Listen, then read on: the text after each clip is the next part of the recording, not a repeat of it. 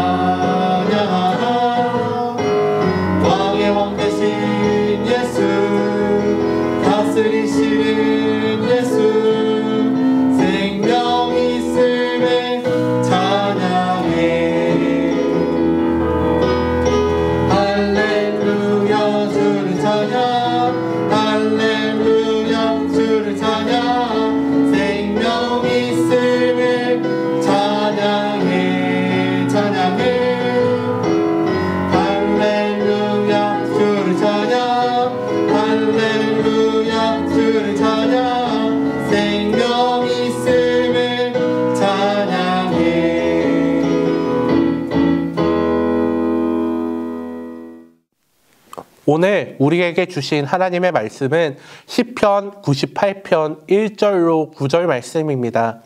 제가 봉독하도록 하겠습니다. 새 노래로 여호와께 찬송하라. 그는 기이한 일을 행하사 그의 오른손과 거룩한 팔로 자기를 위하여 구원을 베푸셨음이로다. 여호와께서 그의 구원을 알게 하시며 그의 공의를 문 나라의 목전에서 명백히 나타내셨도다. 그가 이스라엘의 집에 베푸신 인자와 성실을 기억하셨으므로 땅끝까지 이르는 모든 것이 우리 하나님의 구원을 보았도다. 온 땅이여 여호와께 즐거이 소리칠지어다. 소리내어 즐겁게 노래하며 찬송할지어다. 수금으로 여호와를 노래하라. 수금과 음성으로 노래할지어다. 나팔과 호각 소리로 왕이신 여호와 앞에 즐겁게 소리칠지어다. 바다와 거기 충만한 것과 세계와 그 중에 거주하는 자는 다 외칠지어다. 여호와 앞에서 큰 물은 박수할지어다. 산악이 함께 즐겁게 노래할지어다. 그가 땅을 심판하러 임하실 것이미로다. 그가 의로 세계를 판단하시며 공평으로 그의 백성을 심판하시리로다. 아멘. 오늘 시편 말씀을 보면은 하나님께서 인생들에게 명령하는 장면이 나옵니다. 하나님께서는 시인을 통해서 명령조로 반복해서 말씀하고 있습니다. 하나님이 명령하시는 것은 무엇일까요? 바로 찬양입니다. 1절부터 8절까지 해서 하나님의 명령이 이렇게 나옵니다. 노래할지어다, 찬양할지어다, 노래하라, 박수하라. 하나님은 명령으로 찬양을 말씀하고 계시는 것입니다. 우리에게 정중하게 물어보고 계시는 것이 아닙니다.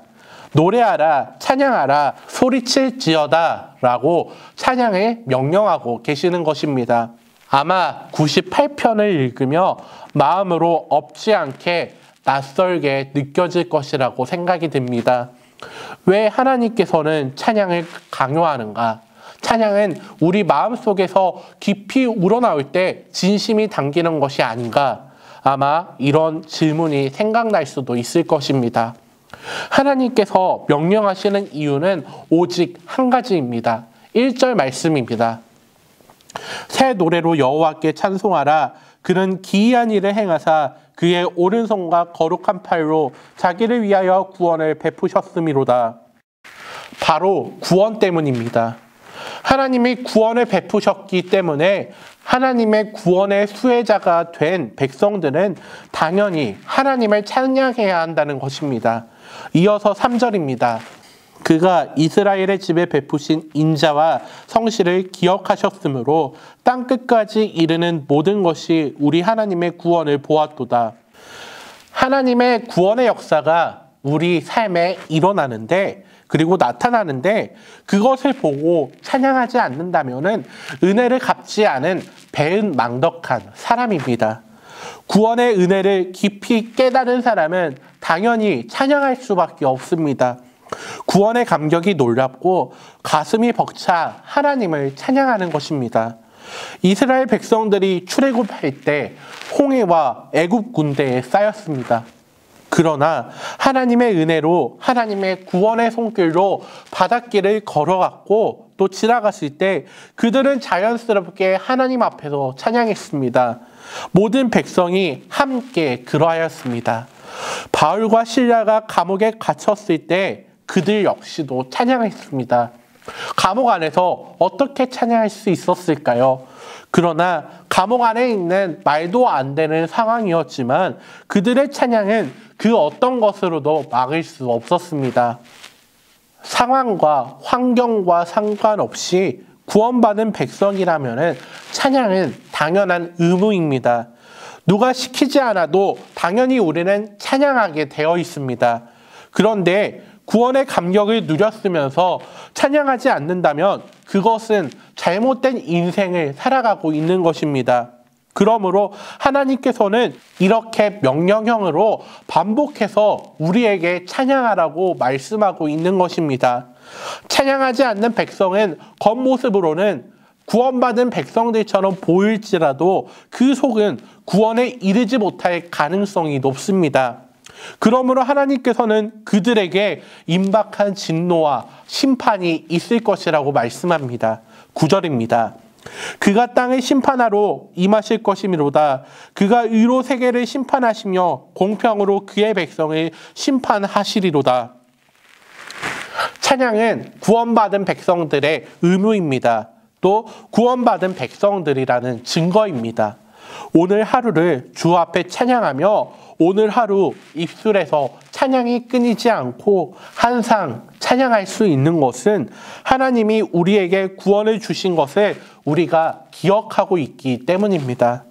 사랑하는 교훈교회 성도님들, 다윗이 사울에게 쫓겨날 때, 그래서 광야에서 그 힘들고 어려운 삶을 살 때에도 수십 편의 시편을 지어서 하나님께 찬양하고 영광을 드렸던 것처럼 오늘을 살아가며 어떤 문제와 난관 속에서도 그것이 우리의 찬양을 막을 수 없다는 그 사실을 기억하며 살아가기를 소망합니다. 왜냐하면 구원받은 감격은 그 어떤 상황의 어려움보다도 더 크고 위대하기 때문입니다. 오늘 하루 깊은 찬양으로 주님께 영광 드리는 우리 모두가 되기를 소망합니다. 함께 기도하겠습니다. 사랑과 은혜가 많으신 하나님 아버지, 오늘 하루를 살아가며 오늘 말씀에서 주님께서 말씀하셨듯이 우리의 입에서 찬양이 끊기지 않게 인도해 주시옵소서.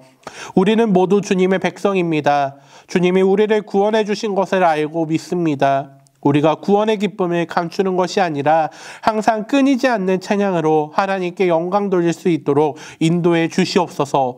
모든 고난과 역경도 우리의 찬양을 막을 수 없다는 것을 기억하며 찬양으로 주님께 영광 돌리는 우리 교문교회 모든 성도님들 될 수 있도록 함께해 주시옵소서.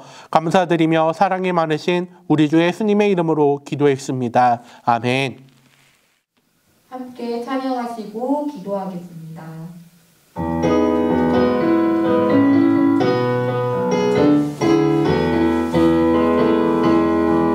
여호와를 즐거이 불러 기쁨으로 주께 나아가리.